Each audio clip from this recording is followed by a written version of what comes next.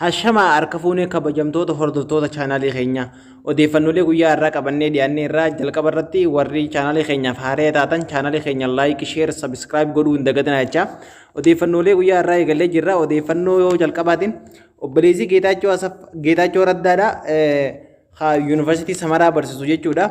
OBN irratti ibsa kanuun isaa namoota baay'ee raajii keessa galchee namoonni baay'een dinqisiifatanii odeeffannoon kun oduu ijoo miidiyaa ta'ee jira. Maaliif gaa obboleessi Geetaachoo Asaffaa miidiyaa irratti ibsa kennuu jechuun namni maaliif akkanatti eegaan turre jalqaba maaliif ni beektanii? Silaa namni kun nama Oromoo ta'u ta'ee takka ajjeefameera, takka hidhameera, takka dhabamsifameera. Maaliif obboleessa Yaayaa Bashir yoo fakkeenya fudhanne sababa obboleessa Yaayaa Bashir ta'e qofaa fi kan inni ajjeefame rasaasa shaniin rukutamee jechuudha. Kanaafuu waan baay'ee nama ajaa'ibuudha.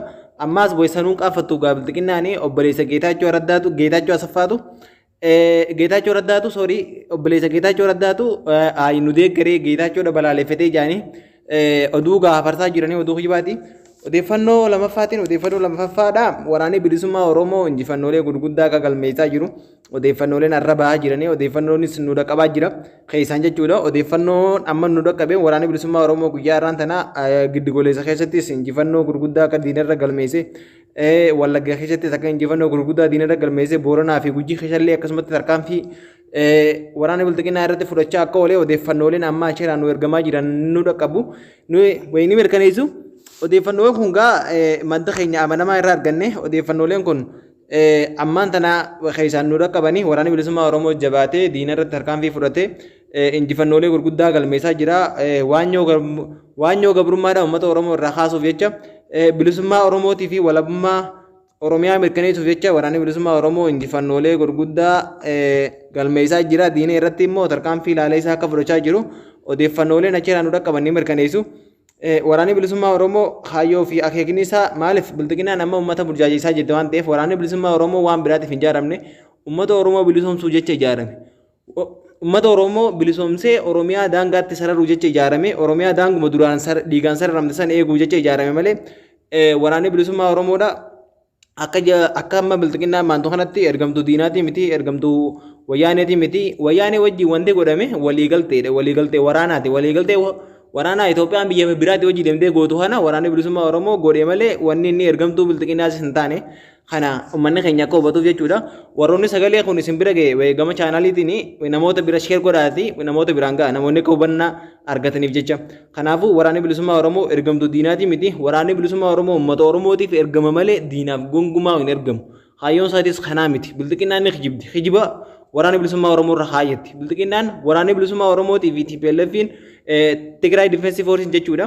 Waliigaltee godhuu kanarratti baay'ee bareeddee rifaatuu guddaa keessa galtee waan qabduu fi waan gallakkisu wallaaltee namoota qarshii kuma kannitee fi hiriira deeggarsaa ittee baastee hundi baaraga maaliif akka kuftee if garte Tigray Defensive Force'n san odeeffannoo itti aanu keessatti haasofna. Kanaaf bilxiqinaan baay'ee bareeddeerti.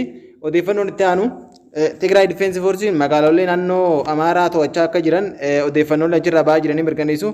Kaleessa jechuudha. Kaleessa Dabra Taaboor magaalaa Dabra Taaboor jechuudha. Meeshaa waraanaa gurguddaadhaan akka rukuttee jirtu odeeffannooleen achirraa nu dhaqqabanii mirkaneessu. Maaliif gaa Tigray Defensive Force'n akkuma baratame kun amma aadaa ta'ee jira. Maaliif injifannoo waraana bilxiqinnaa irra galmeessuun isaanii aadaa ta'ee jira. Waraana bilxiqinnaa booji'uun isaanii aadaa ta'ee jira. Jalqaba Maqalee irratti gara waraana 10,000 booji'anii achirraan as deebi'anii guyyaadhaan booji'aa deemuun guyyaadhaan injifannoo galmeessaa deemuun guyyaadhaan magaalota naannoo isaanii guutuu kontirool godhanii fixanii magaalota naannoo Amaaraa to'achaa deemuun aadaa ta'ee jira. Fakkeenyaaf Dabra Taaboor kaleessa guutuu to'atanii jiranii yuunivarsiitii Dabra Taaboor illee guutuu to'achaa jiranii hanga wayyaa amma diinata maaliif waan waliigaltee waraanni bilisummaa Oromoo mallatteesseef jecha nuti isaan faarsuu fi miti garuu odeeffannoo qabatamaa achirraa arganne kan uummataan geenyuu fi kanaaf waraanni Tigraay jechuudha bilxiqinnaa hokkee qabee akka jiru duraan bilxiqinnaa shira tokko jechuu haate Tigray Defensive Force wajjin waliigalteetii abjuudhaan waraana bilisummaa Oromoo moo ergamtuu diinaatii wajjin waliin galleettee maqaan taane irra kaa'uuf karoora qabattee sunillee jalaaf shalaa'ee jira. Kunis maaliif isiin bilxiqinnaan akkuma ifii gowwaatti gowwaa nama seeti beektaa. Uummata Tigraay akkasitti haan ajjeestee haan hiitee akka feete gooteetuma TPLF wajjinis walii galleettee yaaddi.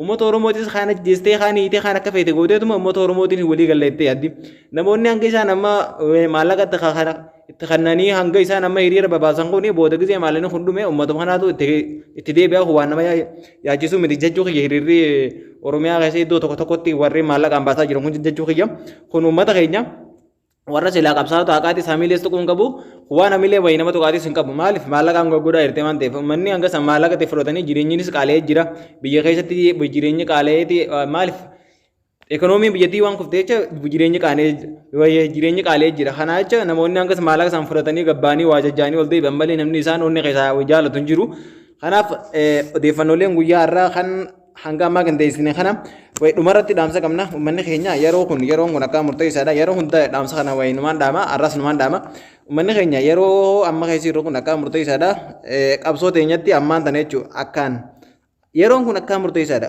amma fakkeenyaaf joorfaanis mana hidhaa jiranii yeroo kanatti joorfaadhaa miti hayyoota oromoo qaqqaalii kanaa miti nama tokko hidhaa qabaachuun qabnu kanaaf ummanni keenya tokkummaadhaan ummata warra qaalitti jiran dabalatee hidhamtoota oromoodhaa qaguutuu oromiyaa keessatti hidhamanii jiran jechuudha qeerroo oromoodhaa badii malee hidhamanii jiran kana hunda baafachuudhaaf bilisummaa dhugaa san mirkaneeffachuudhaaf qabsoon yeroo barbaachistu ammaan tana ummanni bakka jiru jechuudha wal jaaree wal gurmeessee waraana bilisummaa oromootis jabeessee bakka inni jiru hunda dahuu ta'ee fi qeerroo teenyallee jajjabeessee jaaranii bakka hundaan qeerroonis of jaaree qabsooti akka deeminu yeroo asumaan dhaamsa keenya uummataaf dabarsina qeerroonis amma of jaaraa jira daran akka of jaaree gara waraana bilisummaa oromoottis kunis dabalamee kunis bakka jirtan hundatti immoo if jaaraate qophaa'aadha. Odeeffannooleen guyyaa irraa qabanne kana hanga ammaa isiniif dhiyeessine kana odeeffannoo biraatiin hanga walitti deebinutti nagaan nu tura.